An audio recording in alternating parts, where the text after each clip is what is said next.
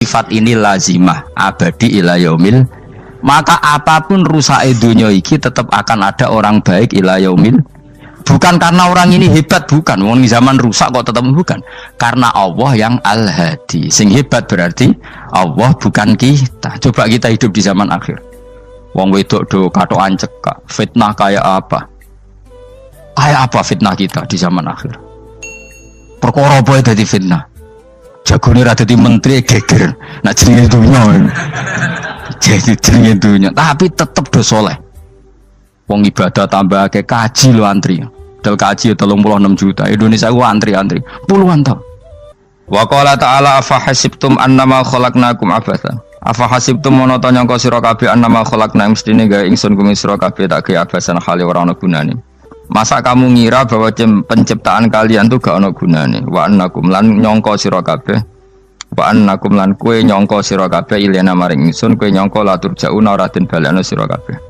Orang yang selalu berpikir bahwa dirinya itu teledor dalam hal taat, padahal Allah selalu baik pada dia. Kalau selalu berpikir gitu, mesti ya tawalladu dadi kalahirna minha sangi hadil fikra al haya wisin. Wa hadza tafakkuru tailah mikir yazidu nambe apa tafakkur fi khaufika indal mudisira wedi minallahi sangi Allah taala. Orang yang berpikir demikian terus isin terus dadekno wedi pangeran. Wa yahmiluka lan dorong apa iki hada ka ing sira alalau min nafsika ing atase modo awak sira mengkritik diri kamu sendiri wa taubihiha lan melehno nafsika wa mujamanabati taksiri lan ngeduwi pepeko wa mulazamati tasmiri lan mulazamah no netepi cangcut. Tasmir mana cangcut nopo serius nih, tasmir bahasa Indonesia ini serius. Kalau orang tahu dirinya gegabah pepeko dalam ibadah kemudian tahu itu disalahkan Allah, pasti dia akan menjauhi taksir itu, sembrono itu, dan selalu serius melakukan ibadah. Menurut terang masalah mulai fikrotun fi wa'dillahi ta'ala.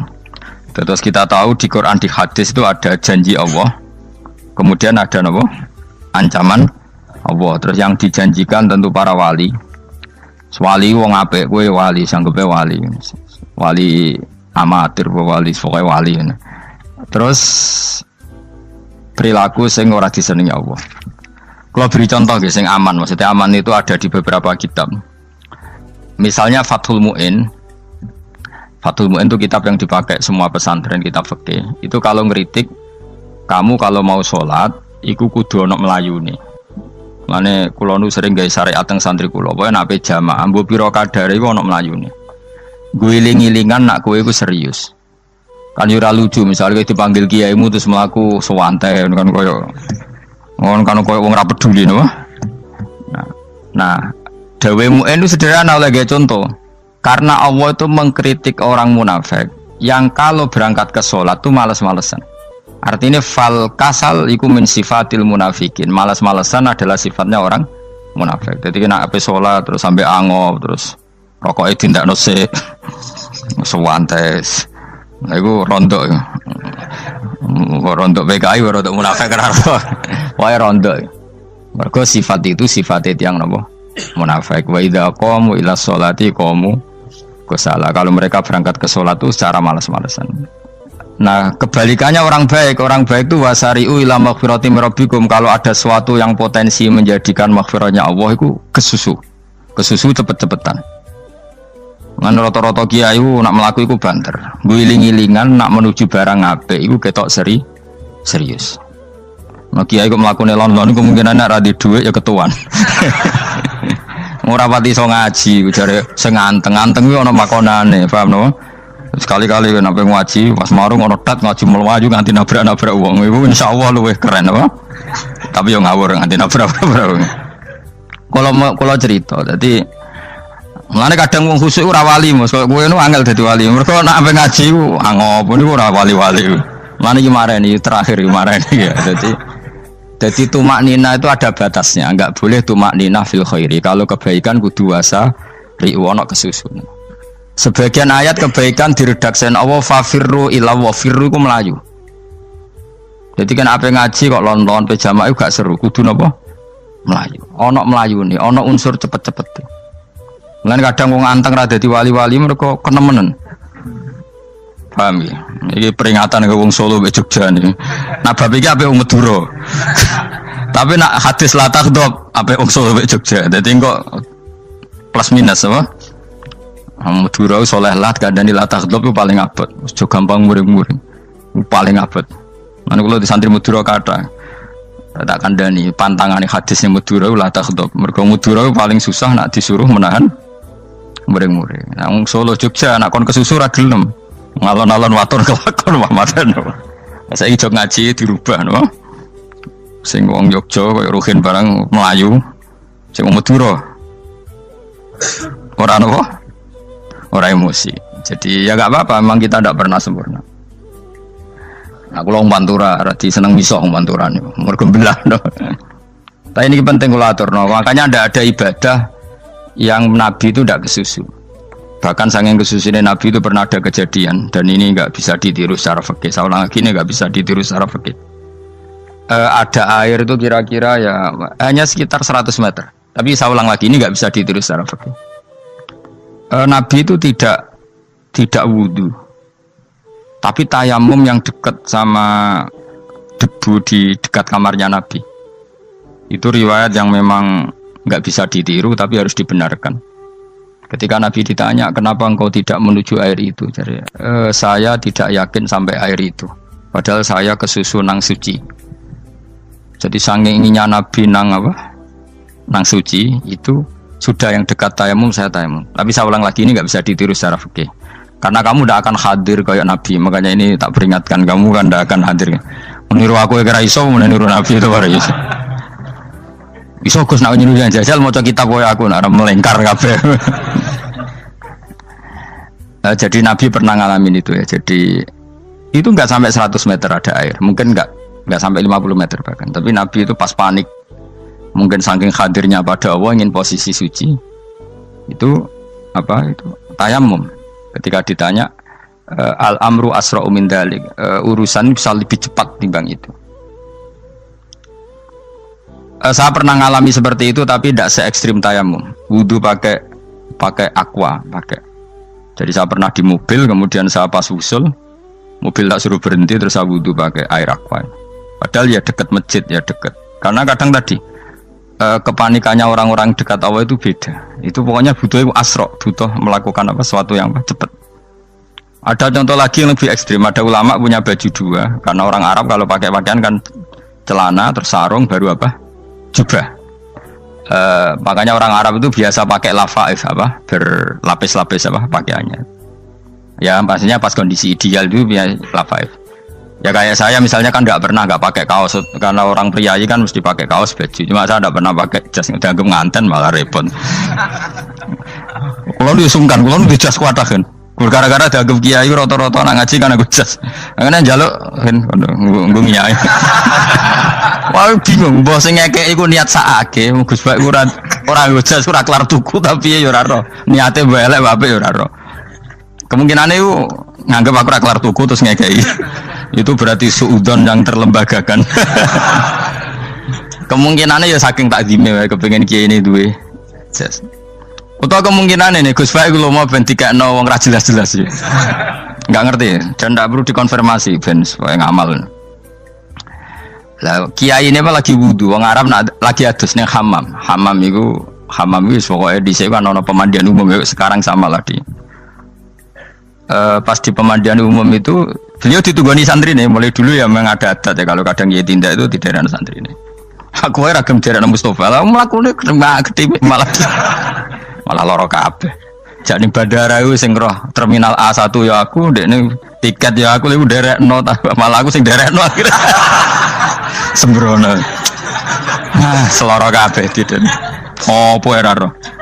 Swarga ya ora ro, dene sampeyan nak tuntun ya ora ro.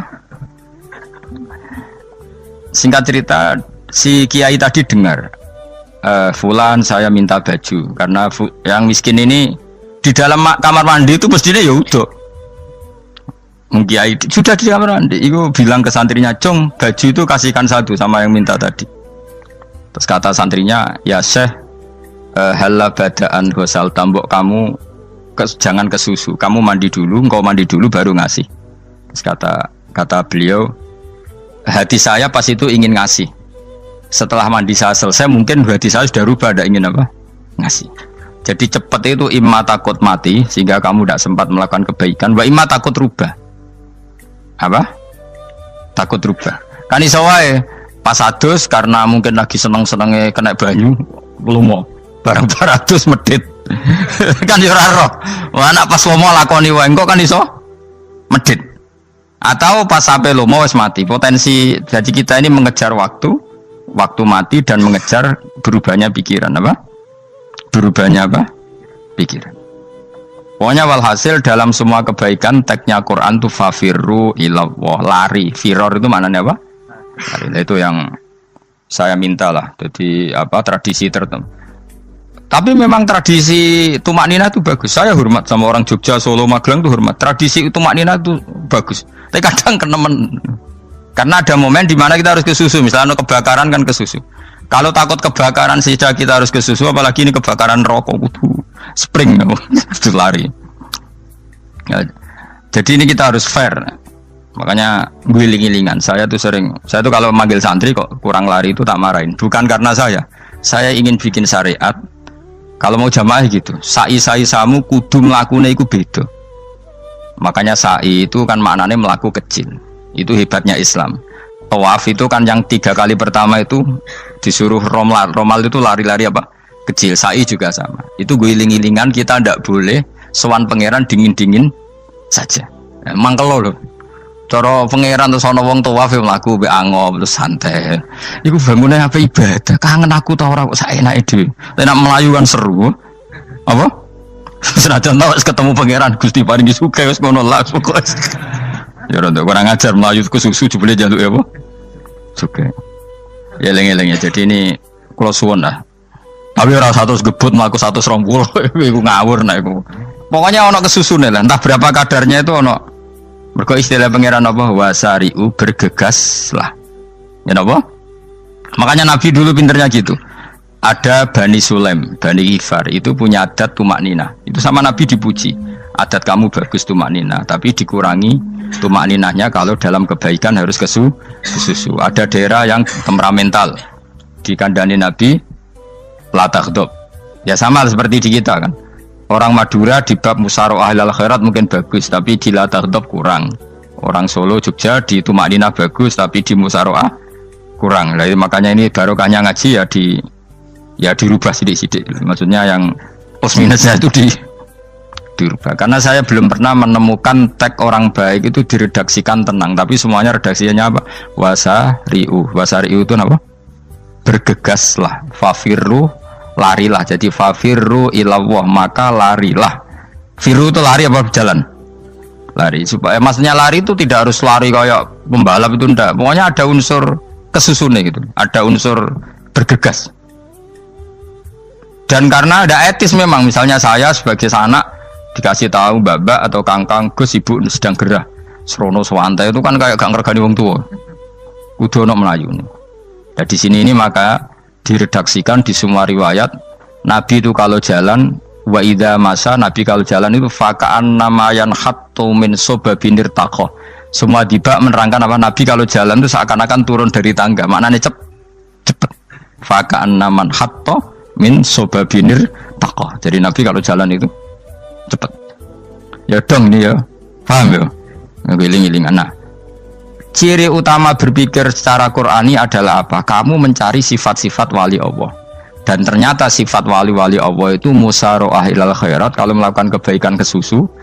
Dan sifat orang munafik itu kalau melakukan kebaikan bermalas-malesan. Wa idza qamu ila sholati qamu kusala. Sehingga kata Fathul Mu'in, kalau kamu sholat kudu ono kesusune, ono nasate, guling-gilingan kamu biar tidak berkategori munafik. Karena orang munafik kalau wa idza qamu ila sholati qamu kusala, kalau sedang mau sholat malas-malasan. Nah intinya gitu, cara jadi mufassir, cara jadi pemikir Quran yang baik apa? Sifatnya orang baik dikumpulkan, kemudian kamu ingin diri itu. Sifatnya orang buruk kamu kumpulkan, kemudian kamu menghindari sifat itu. Misalnya Allah cerita Fir'aun itu penyakitnya apa? Istagna, merasa kumoluhur, merasa tercukupi semua. Itu sifatnya apa? Fir'aun. Tapi sifatnya orang baik itu ya yuhannasu antumul fuqara'u ilallah. Sifat orang baik adalah merasa fakir, merasa enggak siapa-siapa di depan Allah Subhanahu wa taala. Sehingga keangkuhan itu sifat Fir'aun, merasa fakir, merasa enggak siapa-siapa adalah sifatnya orang baik. Makanya nadumanya Habib Abdul Haddad masyhur itu. Ana abdun soro fakhri dimna fakri, itu yang sering dinyanyikan dilakukan para wali-wali itu apa? Ana abdun soro fakhri dimna fakri. Jadi ana uta ingsun abdun kawula. Soro ingkang dadi apa fakhri kebanggaan ingsun iku dimna fakri mergo fakir ingsun. Jadi saya ini hambamu ya Allah, yang sebagai kebanggaan saya adalah saya selalu butuh kepada engkau. Karena ciri utama orang jelek adalah hidup seakan-akan nggak butuh sama campur tangannya Allah Subhanahu wa taala. Kalau saya punya uang pasti senang, punya jabatan pasti senang. Saya jadi menteri mesti beres semua, saya jadi gubernur beres semua. Merasa bisa semua itu min sifati Fir'aun, itu sifatnya Fir'aun. Tapi kalau kamu jadi menteri, jadi gubernur, saya tidak siapa-siapa tanpa pertolongan Allah. Saya kiai pun tidak bisa apa-apa tanpa pertolongan Allah. Saya orang baik pun tidak mesti dijamin baik terus tanpa pertolongan Allah. Sehingga selalu la haula wala quwata illa billah. Saya bisa menghindari maksiat ya karena Allah, bisa melakukan taat juga karena Allah. Nah, orang yang seperti ini itu jenenge ana abdun soro fakhri dimna fakri. Saya ini adalah hamba yang menjadi kebanggaanku adalah karena saya selalu fakir, selalu butuh kepada engkau. Ini penting kalau terangkan, jadi supaya orang terbiasa. Dan kalau seneng ngaji ini paling seneng. Kenapa saya ngaji seneng? Karena tadi kebaikannya Allah, nikmatnya Allah saya omongkan. Sehingga dengar orang banyak bahwa Allah itu baik, Allah itu zat yang kita tuju, Allahus Somad. Jadi kalau saya jadi wali karena di kamar 40 dino paling terkenal wali, terus wong salam template yo ndongakno. Terus untung aku ora untung blas. Lan cara bapak wali be ulama iku mulya ulama. Wali iku nak terkenal wali paling banter wong sowan nggo gula, sing untung ndekne. Tapi kalau ulama menerangkan kebaikan, orang dengar semua, akhirnya Islam menjadi siar. Mana bodoh-bodoh tadi wali ulama ambek wali ku ya dhuwur ulama. Mbok ambek kuwe dhuwur kuwe mergo ora ono makome dadi. Terbangem kan cepet kaya kapuk tapi cebloke tok laut. Wong nek ora di makom iku kaya kapuk. Terbangnya cepet tapi gak tahu jatuhnya di mana. Dieling-eling ya, dados kula suwun sanget. Selama ini adat kita buruk. Nak nyongko anteng apik juga anteng fil khairat. Ketika kebaikan pun respon kita anteng, tidak boleh. Dalam kebaikan harus musaroah, harus apa? Musaroah. Musaroah itu kesusu. Nah itu makanya filosofinya apa? Kalau tawaf pertama juga kon cepet. Sa'i namanya ya sa'i. Sa'i maknanya apa? Lari-lari kecil. Jadi kalau bahasa Arab itu masya yamsi masyan itu jalan biasa. Kalau sa'a yas'a sa'yan itu jalan agak lari. Makanya darani sa'i. Kau oleh sa'i kok leha-leha ora oleh. Tapi aja terus numpak skuter balapan yo aja. Mulai bingung wong saiki. Nah wong sepuh numpak skuter pantes saiki sing nom-nom lah do numpak skuter terus langsung wengkek pasangan suami istri skuteran pun tuaf. Aku wis kodho malaikat ing barno aja tampa. Mangkel wong. Lagi ini sing hafal Quran ngalim diselipi ya perkara ade kono kanggo skuter. Aduh maten. Ijek enom nak tuwek tak malu. Ijek enom kan. Iku wajib mbok pasutno kan. Pasute wong fikir mandi yakin. Wah, nak yo terlalu senajan to sah yo tapi terlalu ijek enom. Padahal kebualah pan serwet Mas. Iya karepe Arab Saudi ngono dolen. Cara kula penguasa Arab sing tuwek tok meh mati tak oleh sing nom-nom tutuki ngono. Tapi yo pancen yo sanak saya sah sekedar sah. Tapi terlalu. Mosok sowan pangeran nganggo skuter muter. Aduh. Nah, sembrono. Yo coba lakoni ku awas yo. Kecuali guys tuwek meh mati wis ngono. Tuwek ora meh mati yo aja. Aneh-aneh. Ya maksudnya kesusu orang ngono iku. Tok budi wae. Wa minha anta tafakkar nggih. Eleng-eleng nggih wae nggih napa sifatnya orang baik yang di Quran itu kita pelajari lalu kita tiru. Misalnya sifatnya orang baik termasuk apa itu ala inna auliya Allahi la khaufun alaihim wa lahum tidak pernah punya rasa takut, rasa gelisah, itu harus kita tiru. Karena kalau kita punya rasa gelisah itu biasanya lama-lama agak ridho, bek kodok, kodar. Itu kudu ceria. Lu kula nu sebagai manusia sering susah. Tapi saya paksa, susah itu saya hilangkan. Karena kalau saya rasakan susah terus, lama-lama saya agak ridho be kodok kotor. Makanya saya paksa, seneng tak paksa. Sesuai kulino. Nganti kula sakniki ra iso susah. Di murid kowe ra jelas ora iso susah. Saking apa? Nah kiai kan susah. Aku di murid wae Gus, tuwa iki tok ora jelas. Goblok cara aku kiai ngono. Ora usah ngono. Zaman akhir ana wong ngaji go kitab wis hebat. Ana ngrungokno ngaji wis hebat. Ana ora paham tekone majelis wis hebat. Lah nek paham teko kan wajar, kira paham kok teko kan luar biasa. Nak ana penikmat ngaji paham biasa. Ini enggak paham kok teko. Wae guyu iso. Guyu hebat itu, hebat. Hebat. Nah, ana menteri dilantik guyu wajar, lho ora menteri ra kok guyu. Iku kemungkinane loro, saking waline saking gedene wis moro. Pokoke seneng ibadah. Mergo sifate wali iku la khaufun alaihim walam, ndak ada rasa takut, ndak ada rasa susah. Lho kula sebagai manusia kadang ya khawatir. So anakku nasibe piye, putuku nasibe piye. Tapi aku anggereling saya ada ya karena Allah. Dan saya punya rezeki karena Allah. Orang lain di sana banyak orang kaya, padahal gak anakku. Berarti yang menciptakan kaya itu tidak saya. Buktinya orang lain yang gak anak kita kaya banyak, sukses banyak. Kenapa kita menjadi seakan-akan pelaku sejarah? Kadang orang kan berpikir, ya kayak orang mesti maslahat buat kamu. Pas minta itu karena tomak kamu, hagun nafsi kamu, serakah kamu, tapi gak tahu diri, pantas taura dengan permintaan. Kalau gue misalnya dulu dia jadi wali, ini soalnya tersinggung, bocor atau tirakat atau jalur jadi wali. Tapi gak dulu ya Allah tersinggung, kira tahu dulu. Jadi orang kalau tidak wali itu sudah keliru terus. Jadi bukan di sepuro, tapi tak kira itu ada. Jajal gitu maju wali kok sabtu kok dirjilan. Kira-kira Allah tersinggung ngapa nyembah? Kira-kira tersinggung. Tapi misalnya kira tahu dulu kok pengen kau Imam Syafi'i, Allah tersinggung. Bocah ora di idola. Terus ikut.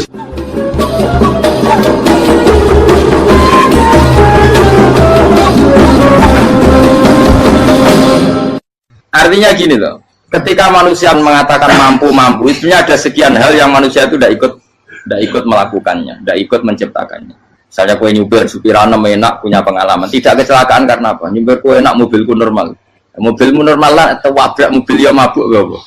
Nah di sini ini manusia dituntut, diingatkan terus, kamu itu butuh Allah, rahmat Allah itu yang melindungi kamu, bukan keahlian kamu, bukan kecakapan, karena tanpa itu semua tidak bisa, semuanya Allah. Ya, tapi manusia tadi gara-gara misalnya tadi mobilnya normal, dia punya keahlian nyupir, terus mengklaim kalau keselamatan dia itu karena hati-hatinya dia, karena mobilnya normal. Padahal ada sekian catatan yang menjadikan dia selamat dan semuanya itu kudrahnya Allah Subhanahu wa Ta'ala. Misalnya gak ditabrak wong mabuk, gak ono gempa, gak ono bumi merekah. Misalnya kita pintar nyupir lah, terus bumi mangap, terus kita templung nggak apa-apa. Kemudian daerah-daerah kayak ya rasa tak sebut nomor itu. Kira tahu muka siapa yo, bener mari tak sebut nomor yang ngeri. Intinya Indonesia ora aman, tapi kita tenangai satunya ora aman kabeh, ora sing aman. Ora usah kuwatir dikuwi faksi, ora usah kuwatir meteor jatuh, kabeh ya potensi napa? Potensi semua. Sehingga ini sedikit saya ijazahkan. Suatu saat kata Rasulullah, saya yang Mu'ad melihat kamu hanya sejengkal di depan para ulama ketika nanti di akhirat. Terus Mu'ad tanya, Rasulullah tanya, kenapa kamu hanya satu jengkal dengan derajatnya para ulama ketika sowan Allah? Terjawabnya Mu'ad, kamu punya amal apa? Terjawabnya Mu'ad, ya Rasulullah, saya tidak pernah melangkahkan satu kaki, kecuali saya tidak pernah yakin apa bisa melangkahkan kaki yang satunya. Dan saya tidak pernah mengunyah satu makanan, kecuali saya juga tidak pernah yakin apa bisa menelannya. Dan saya tidak pernah bernafas satu nafas kecuali saya tidak yakin apa bisa nafas berikutnya. Saking dia tergantung ta'aluk semuanya sama kudrahnya Allah Subhanahu wa Ta'ala.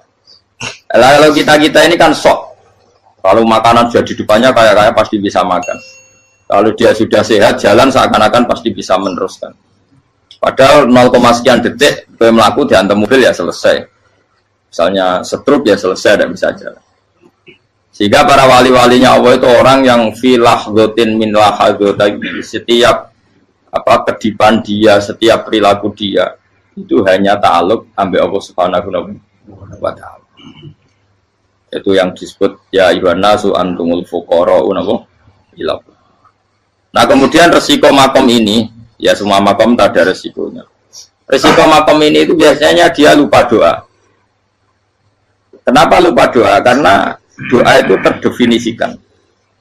Tak wari ilmu hakir, harus rumah serap paham lah, tak ulang no.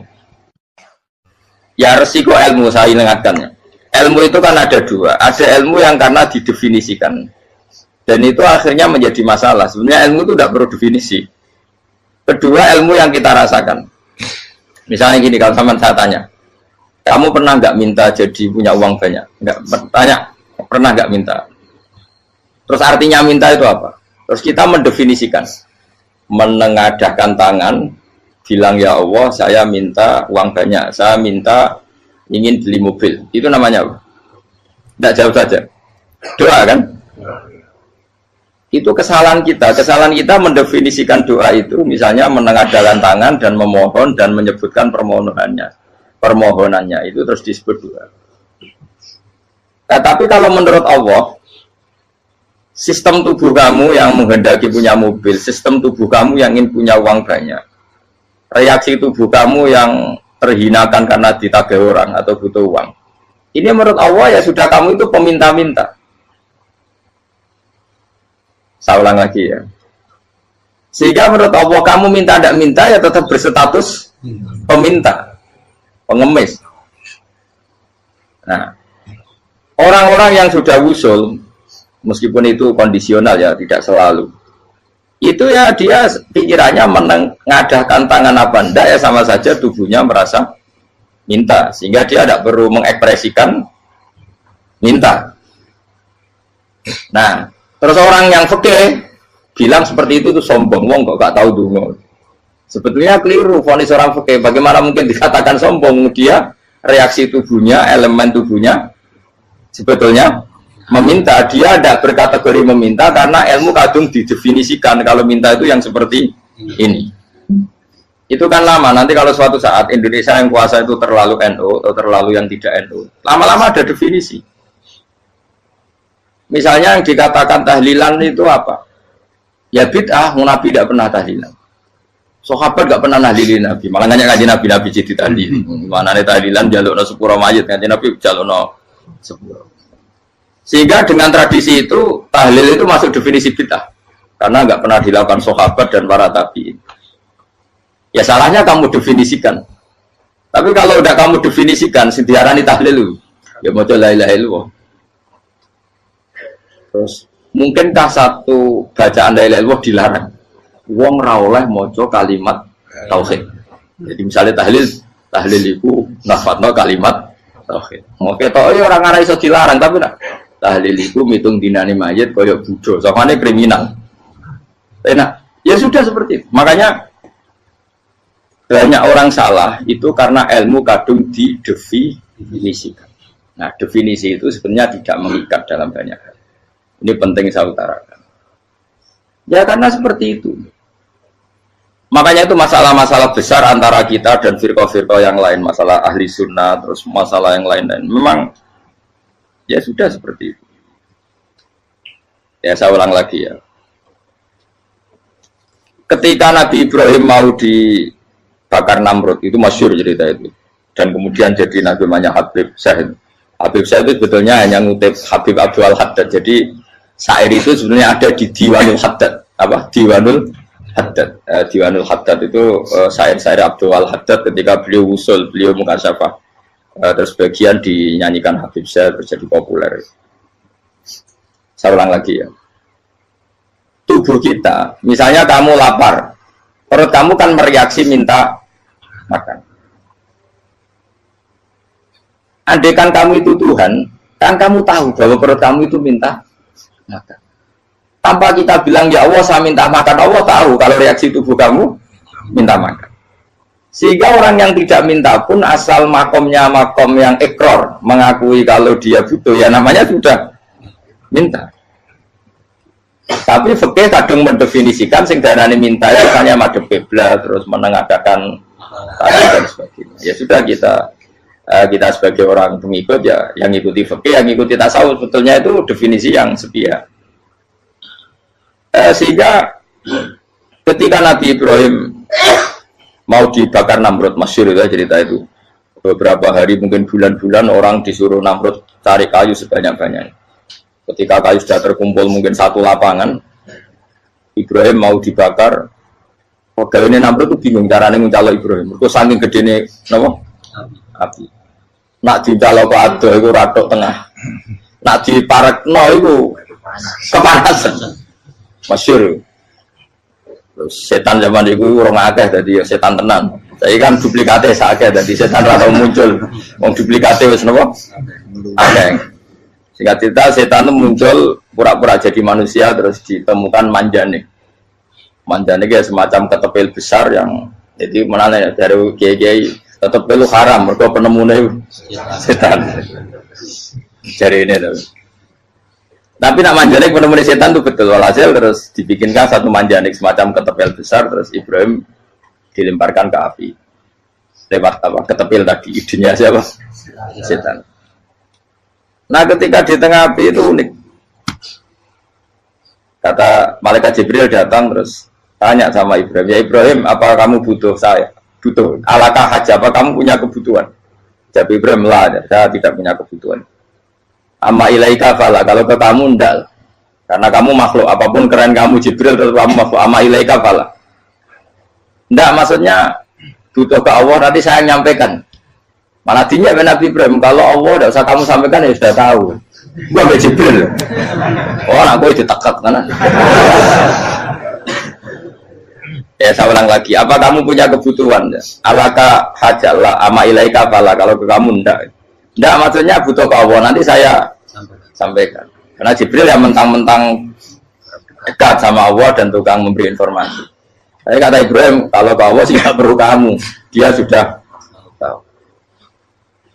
Nah itu terjadi nagamanya Habib Abdul Haddad masyhur itu apa?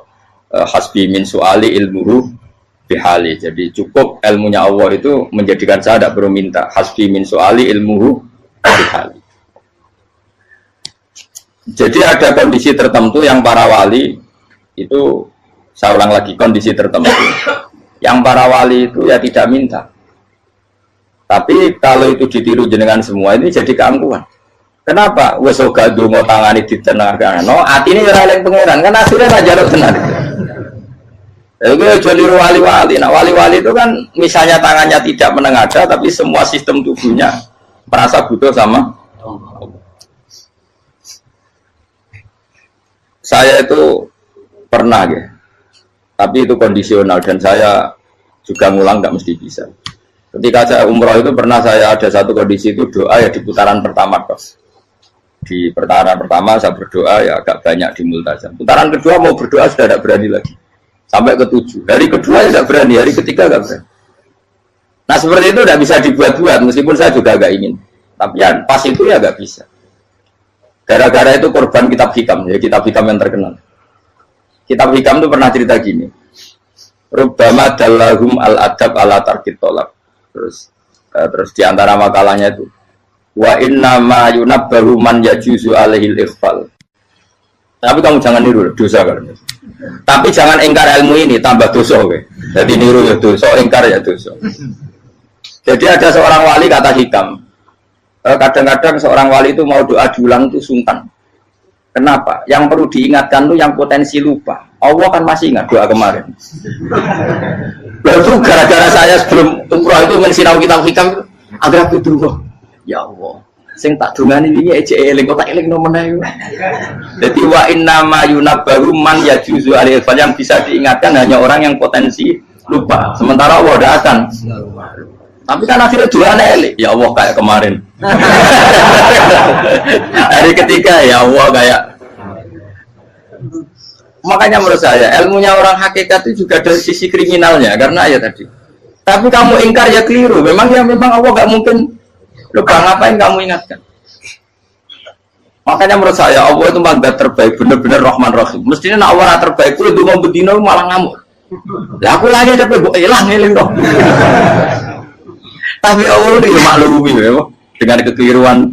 Kita ini kan selalu keliru, dongo terus juga keliru sebetulnya. Karena seakan-akan kan mengingatkan seseorang yang mungkin lupa. Wong Allah tidak pernah lupa kok, kamu ingetin terus.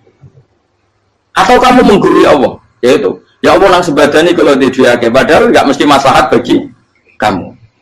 Dua akeh orang mesti maslahat bagi kamu.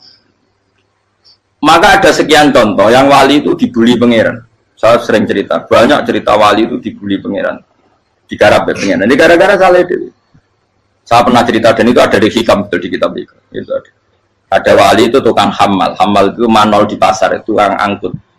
Jadi kalau ada orang bawa barang berat diangkut dia, terus misalnya kalau dulu mungkin ya ke kereta atau ke singkat cerita terus diupai. Saat dapat apa dia pasti pulang karena dia hanya butuh makan satu piring karena dia tirakat makan satu piring untuk ibadah 24 jam. Singkat cerita dia ngeluh ya Allah, kamu tahu, engkau tahu saya ini pecinta engkau, saya ini hanya butuh makan satu piring untuk kuat sholat. Tapi kenapa harus jadi juru manol? Berilah saya rezeki yang tanpa kerja. Nah, selang sekian hari dia dituduh maling, terus di penjara, terus dapat rezeki tanpa kerja. Dia terjawab kenapa jadinya gini? Kan kamu minta rezeki tanpa kerja. Ya itu penjara itu rezeki tanpa kerja kan. Jadi Allah memperlakukan para walinya itu memang unik. Ya kadang dibully. Sehingga dalam cerita-cerita kenabian kata Qadiyat itu nggak ada orang yang sering dibully Allah kayak nabinya. Karena nabi itu orang yang dicintai Allah. Jika salah sedikit saja itu toro pangeran, toro kampus itu digarap, pokoknya dibontor, salah sedikit. Misalnya begini, Nabi Yakub itu kan nabi. Dia mungkin nyon jauh gak tersadar nyembelih apa itu anak sapi itu di depan indukannya. Ya beliau mungkin spontan saja, Pak. Kalau kamu yang melakukan pasti tidak ada hukumannya karena Allah dapat peduli sama kamu sudah lah. Artinya gak peduli salah pantas saya nggak jelas ya gitu. Tapi ini Nabi. Ketika itu terus indukannya sapi tadi ya Allah, Yakub itu kekasihmu. Saya tidak berani sama dia karena dia kekasih. Tapi saya tutup menuntut keadilan. Dia harus merasakan susahnya dipisah dengan anak. Meskipun dia tidak nuntut rasanya roh anak sebelah itu tidak ada ekstrim itu. Sapinya itu hanya nuntut ya Allah dia harus merasakan sakitnya terpisah dengan anak. Akhirnya Allah menciptakan Yakub mengalami terpisah dengan Nabi siapa? Yusuf. Itu kalau kata Qadiyat, itu kalau yang melakukan tidak Nabi pasti nggak dibully Allah, dibiarin. Karena Nabi ini yang melakukan. Nah. Terus ini Nabi Yusuf lagi, malah rasa daftar wali berat. Nabi Yusuf itu di penjara itu karena terdolimi apa karena memang dia salah? Terdolimi. Dan Yusuf itu Nabi. Nabi Yusuf itu Nabi betul memang benar-benar. Meskipun ganteng dia Nabi. Syaratnya Nabi ganteng, kira-kira mlebu. Nabi itu harus ganteng, nggak boleh. Nabi elek ora oleh. Karena Allah isin di kekasih keriting elek. Allah ya di selera. Kabeh Nabi mesti yang paling ganteng di kaumnya, yang paling nasab. Nggak boleh Nabi kok pesek, keriting, tidak boleh. Tapi kalau sudah jadi orang soleh boleh kan. Tapi kalau Nabi tidak boleh. Nabi Yusuf itu ganteng. Masyhur kan cerita Nabi Yusuf dengan siapa? Zulaikha. Dan belum ada orang dalam keadaan darurat masih cerdas kayak perempuan. Jadi singkat cerita, ketika Yusuf diajak Zulaikha selingkuh gak mau kan keluar dari kamar. Delalah kebetulan wa alfaya sayyidah Rajal. Itu si Zulaikha tadi spontan langsung bilang, wahai suamiku, apa hukuman orang yang ingin menodai keluargamu? Itu wong wedok. Padahal dia agak terencana, dia pun nggak bayangkan kepergok suaminya. Itu dalam keadaan kepergok itu masih cerdas. Suamiku, apa hukuman orang yang mau menyelingkuhi keluarga Anda? Singkat cerita suaminya murka, terus Yusuf di penjara, terdolimi. Ketika di penjara, kemudian Yusuf punya keahlian mentakwil apa? Mimpi. Kan tadi suaminya Zulaikha itu tidak sampai raja, ya kira-kira PM atau menteri. Raja itu punya mimpi yang bisa nakwil itu hanya Yusuf.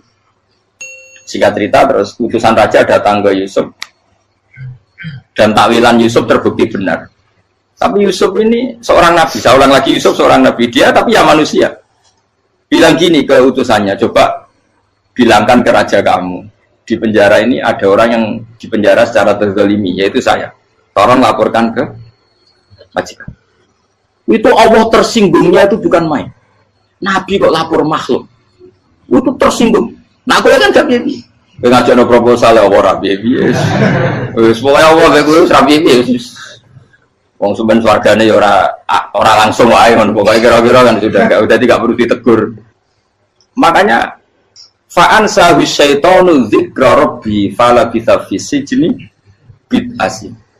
Maka Allah mentakdirkan utusan raja tadi itu lupa melaporkan peristiwa Yusuf ke raja tadi. Sehingga raja nggak pernah dengar kalau ada orang di penjara karena Allah tersinggung. Wong kowe ku nabi kok lapure ambek penguasa. Ngono tok iku wis Allah tersinggung. Karena dia nabi, nggak boleh nabi lapor makhluk. Jadi Allah itu dengan nabi itu sangat-sangat sensitif. Sangat-sangat sensitif. Ya begitu. Terus kita terkenal, meskipun ini nggak ada di Quran, Nabi Musa. Nabi Musa itu pernah sakit gigi. Karena dia mentang-mentang kalimullah, orang yang sering komunikasi dengan Allah, minta ya Allah, tolong tunjukkan obat gigi saya itu apa. Singkat ini sama Allah dikasih tahu. Kamu ngunyah suket ini, gitu. rumput ini kamu kunyah, nanti pasti sembuh.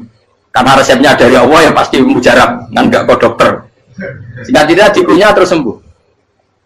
Suatu saat dia sakit gigi lagi, nggak konsultasi lagi karena masih punya resep tadi kopian apa resep. Dia datang nyari suket yang sama dikunyah tambah sakit. Tanya sama Allah, ya Allah ini kan resepnya yang sama, kenapa tambah sakit? Kata Allah, kamu itu kekasihku. Ora nak sing ngobati ku aku ra suket sembrono. Semenjak itu Nabi Musa ora pernah resep lagi sudah. Andaikan itu kamu, pasti Allah juga gak tersinggung. Makanya kata Qadiyat, kenapa para nabi sering ditegur itu bukan karena Allah murka, nabi itu beda.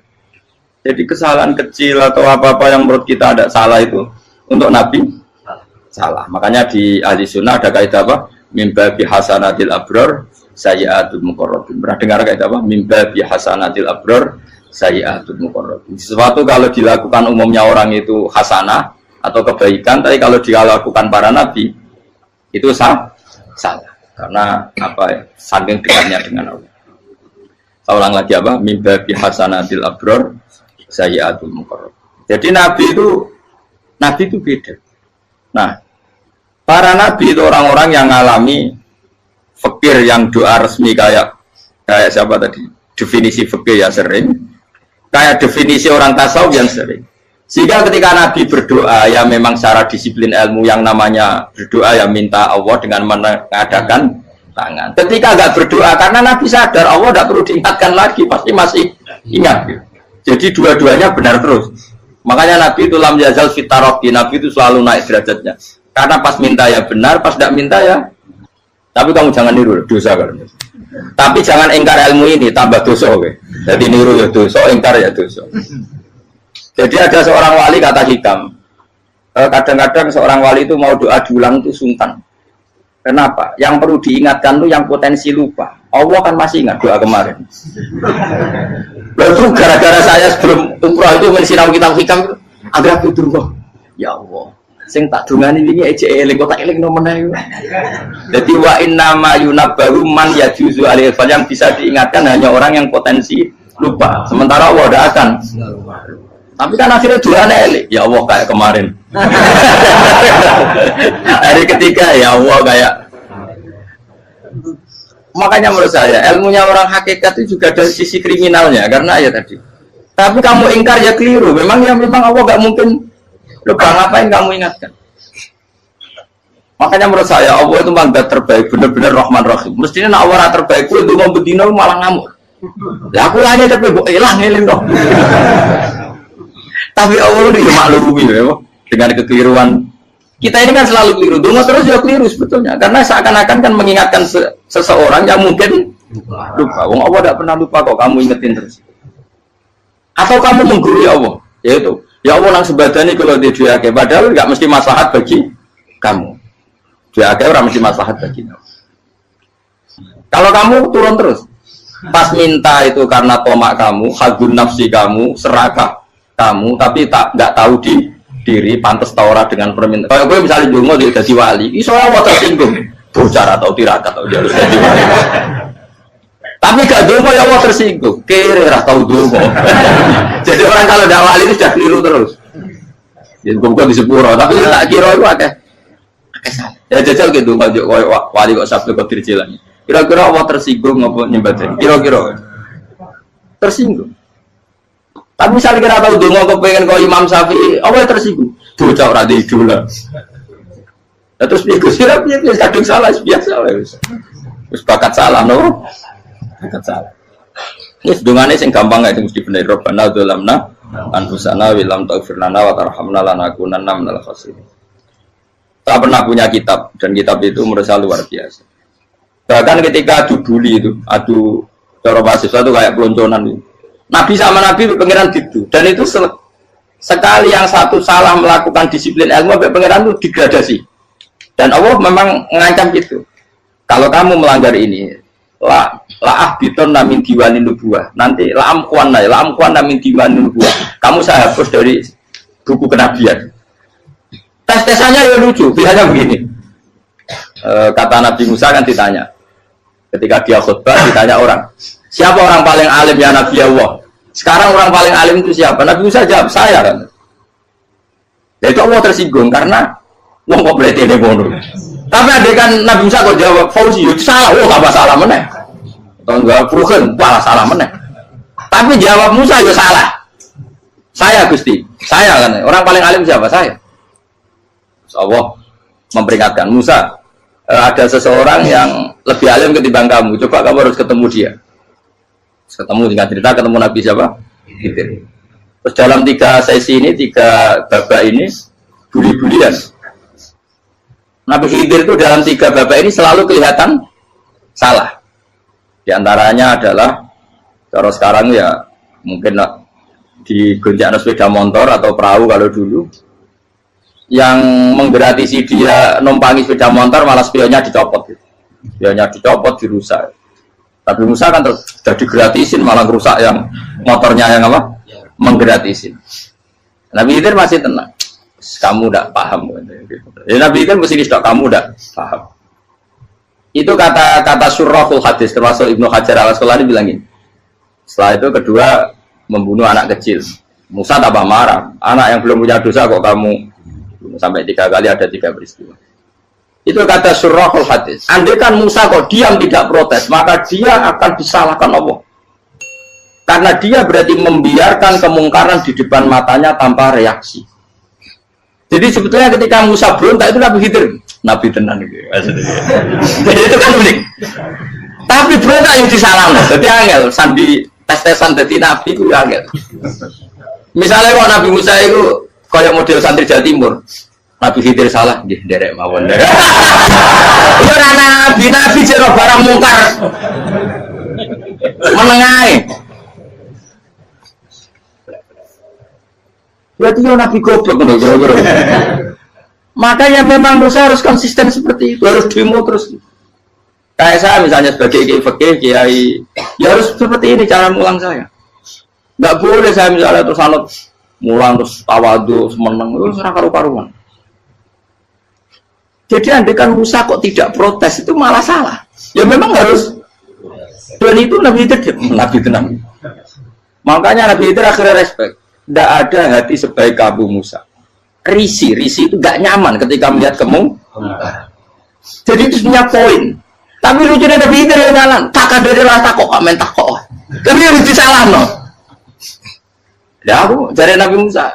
Ya jajal. Gak peristiwa mana aku tak sabar rata kok. Kau jajal nih. Barang dijajal ya protes mana. Barang protes mana. Tinggal 1 kali kesempatan. Kau tak kok mana. Kau serah jadi muridku. Dikasih kesempatan lagi, ya proses mana. Tapi itu justru itu menjadi kelebihannya Nabi Musa karena syarat seorang nabi adalah al-musara'ah ila inkaril munkar kata Ibnu Hajar al-Asqalani. Syarat seorang nabi adalah secepat mengingkari sesuatu yang mungkar. Enggak boleh. Ya toh misalnya kita jadi murid terus gurumu itu gandeng artis atau gandeng penyanyi dangdut. Derek mawon. Jadi guru bener gila banget. Tapi kalau orang guru tersinggung, ora hikmah itu. Kan bingung loh. Di guru itu kan bingung loh. Tadi kayak di guru jadab, dorong jadi murah mau. Gurumu gandeng penyanyi dangdut. Reaksimu beda saya takut. Ayo loh, nak elek kan gak iri. Biasanya nak elek itu gak iri. Kamu pak. Sing ayu, sing potensi ini. Kira-kira reaksi kamu itu milih derek mawon apa berontak? Oh, nak gurumu wong alim mesti nak pasti meneng. Muridku gila betul, tidak sensitif. Roh barang mungkar dilakukan di depannya kok tidak reaksi, tidak protes, gebet tenang. Tapi lucunya guru mau nak protes ya, gak dia akhlak. Guru lagi senengnya kok rawat. Nah Nabi itu kan buli-bulian. Jadi Nabi Khidir dengan Nabi Musa itu tepat-tepat. Karena dua orang ini sama-sama kekasih Allah.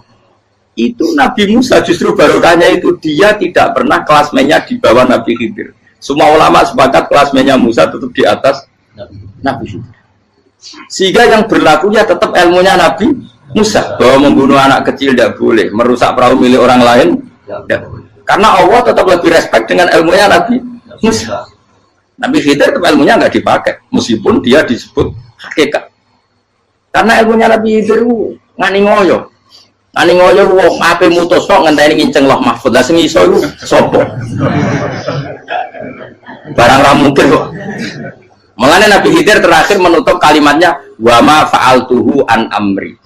Dzalika ta'wilu ma lam tasbi alaihi sab. Aku dhewe nglakoni iki ya ora roh, wis ditakdir nglakoni ngene. Dadi Nabi Khidir ya ora paham.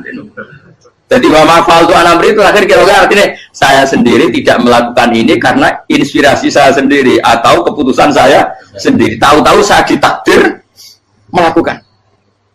Karena pas itu Nabi Khidir disetting semuanya dengan ilmu hakikat, yaitu bayi tadi memang kutiba kafiron. Kutiba kan apa?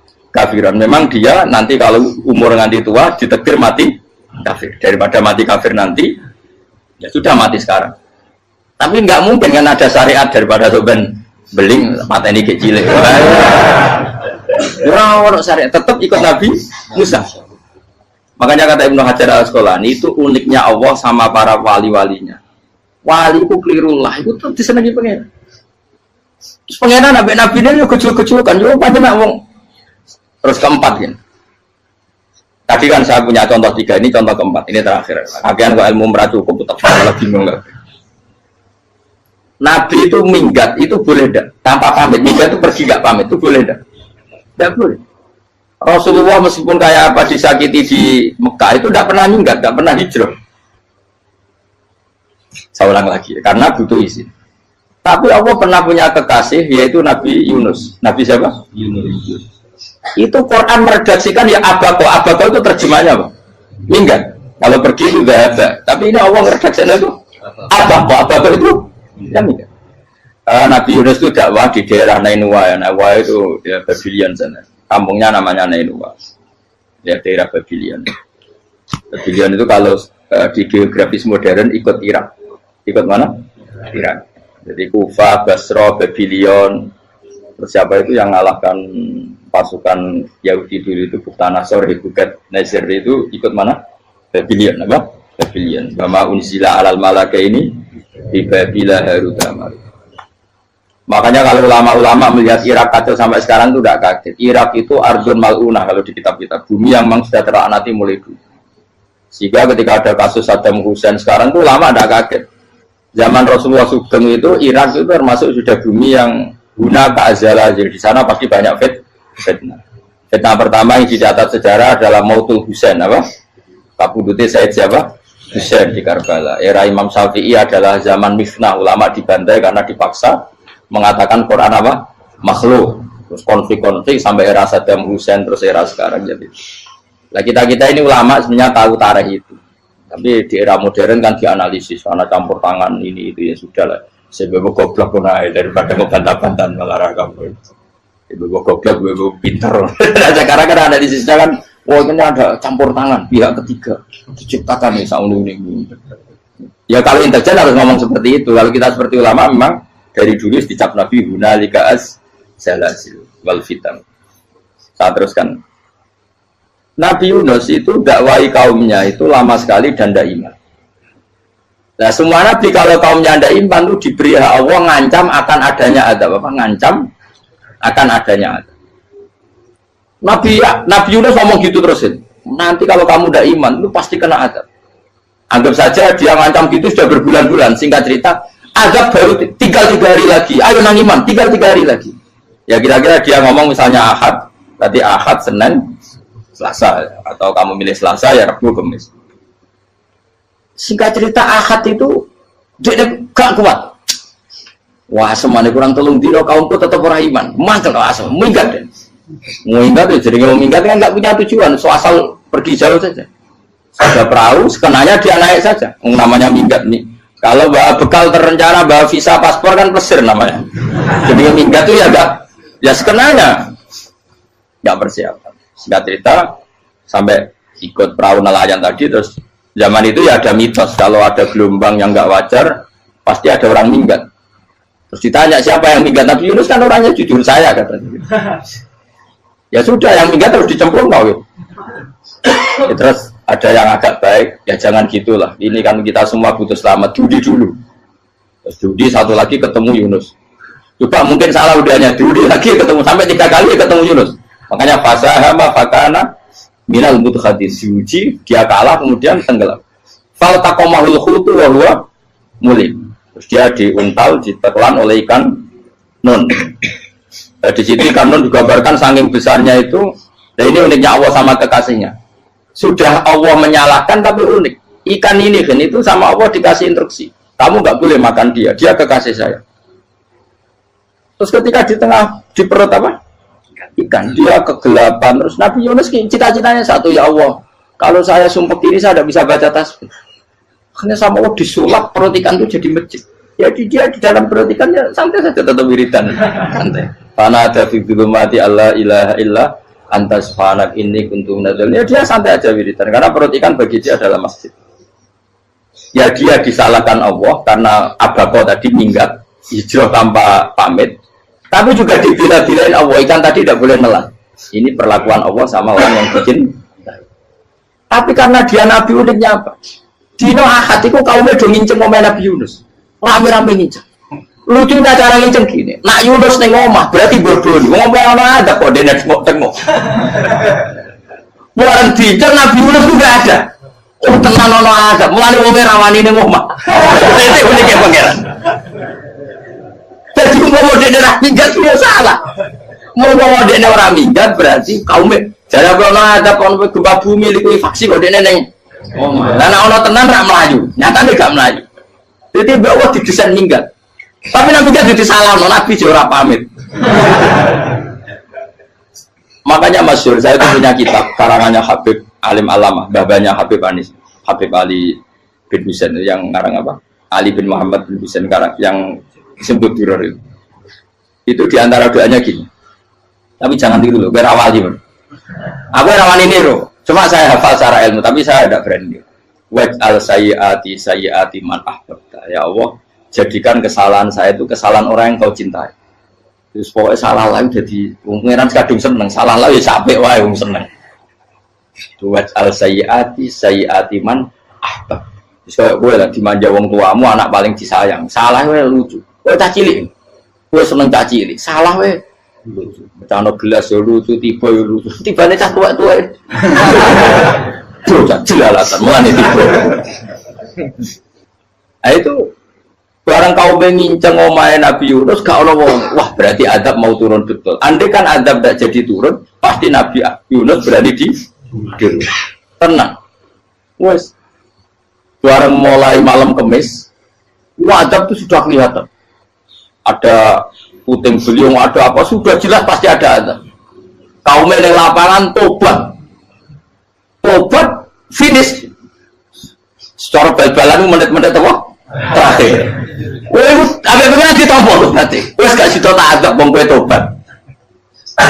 Singkat cerita Nabi Yunus hari ketiga atau apa dia selamat, pakai versi yang umum saja selamat.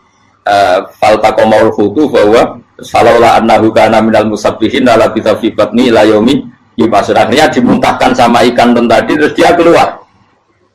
Barang keluar tanya-tanya kabar, gimana kabar kampung Nenua? Baik-baik saja. Kabar awan dimulai karena dia tahu kalau orang bohong itu dihukum mati. Padahal dia bohong, katanya Kemis itu ada azab, ternyata kampungnya baik-baik. Padahal baik-baiknya karena mereka jadi masyarakatnya nyari dia karena mau iman. Si nabinya gak berani pulang karena nanti dihukum mati. Itu pangeran nabi kekasih itu dia. Pangeran ya bully. Oh itu beda-bedaan, wong kekasih pangeran pengen. Aku ora hati pitul atau diadab. Jadi pangeran kekasih aku beda ora koyo. Akhirnya pangeran sama mulai. Wah nak mulai aku disiksa. Perkara nih kalau pembohong itu dihukum mati. Masyarakat yang boleh tenan, mereka nanam kemis ku ono adab tenan. Terus do tobat. Disebut falau laka nasqoryatun amanat fanafa'aha imanuha illa qauma Yunus lamma amanu kasyafna anhum adzabal khizyi fil hayatid dunya.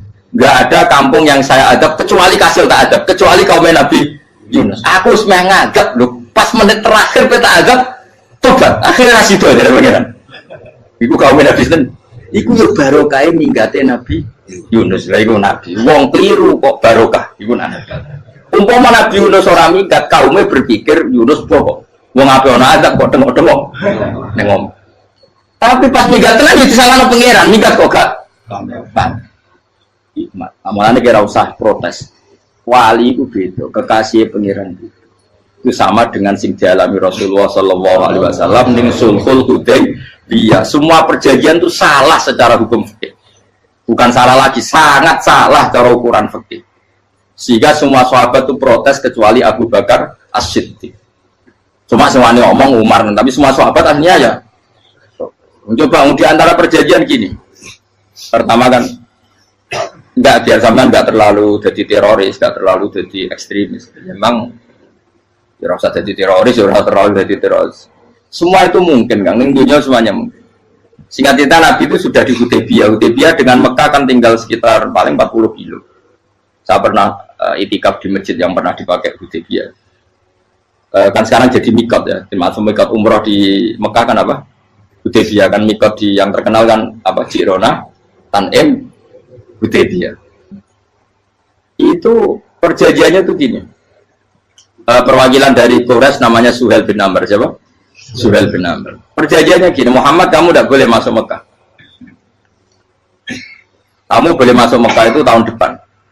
Padahal Nabi sudah bilang kepada sahabatnya, ayo kita umroh. Dan diberi hak umroh. Tapi setelah sekitar 40 kilo masuk Mekah dicegat sama orang kafir Quraisy. Lah, Nabi itu sakit tenan. Nabi kadung mentafsir, memberi berita gembira, saya mimpi kalian masuk tanah haram aminina mukhalikin, aman semua. Semuanya bercukur gundul atau mencetak rambut. Pokoknya terus kata sahabat senang sekali karena mimpi Rasulullah tidak pernah apa? Tidak pernah salah. Bareng di situ di antara perjanjiannya hadza ma kataba ali Muhammad Rasulullah. Ini perjanjian yang ditulis Muhammad Rasulullah. Kata Suhail, hapus kata Muhammad Rasulullah. Kalau saya tahu kamu Rasulullah tidak saya perangi, tulis Muhammad bin Abdullah. Kata Rasulullah, ya Ali hapus tulisan Muhammad Rasulullah. Kata Ali, tidak saya akan menghapus setelah Muhammad Rasulullah. Saya tapi unik. Hapus gak populi, masih gue hapus aku tetap Rasulullah. Tulisan wajib. Jadi Nabi ya rileks saja. Tapi Ali katanya, fawwama ana bimakhihi abadan. Saya tidak akan menghapus tulisan itu selamanya. Kata Nabi, benar gelem hapus. Tanganku didono, aku sing hapus. Nabi kan umi tidak bisa baca terus. Tangannya Nabi sendiri yang dilewatkan Ali ke tulisan itu sehingga terhapus. Nabi ya rileks. Wong tulisan aku lagi tulis Rasulullah tetap Rasulullah. Aku masih rileks. Terus perjanjian kedua, kalau ada orang kafir Quraisy masuk Islam harus dikembalikan, karena berarti keluar dari habitat. Tapi kalau sudah Islam kok masuk kafir lagi harus dibiarkan, karena berarti kembali ke habitat. Nanti bilang ya nggak masalah. Semua perjanjian itu merugikan Islam. Itu secara fikih pasti salah. Akhirnya Umar itu protesnya keras sekali. Ya Rasulullah, apa engkau masih nabi? Utakayu senang. Apa engkau masih nabi? Dan Nabi saya santai bala ya saya masih nabi. Tapi kenapa kamu hinakan kita dan memberikan kehormatan pada orang-orang kafir itu? Jawabnya kan Nabi lucu. Ya agama itu kayak pangeran. Masih aku perjanjian yang ngono kok pangeran sing angkat agama iki tenang wae. Perjanjian gue menusuk gampang. Jadi Nabi itu sange imannya Allah tetap yu'izzu hadzal-din. Allah pasti memuliakan ini agama. Apapun perjanjian yang diciptakan manusia. Makanya bapak saya, Mbah Mun, guru saya itu ngaram-ngaram tenan mikir Islam. Islam kok pikir haram, ono sing duwe. Ben ngono. Dunya rusak kok ben tetep Islam ku mulia. Rasa kok pikir wis keliru-keliru lah perjanjian dunya keliru lah. Lu coba Uni Soviet kayak apa hegemoninya? Kayak apa kuatnya Uni Soviet? 100 tahun mengkooptasi Uzbek, Tajikistan dan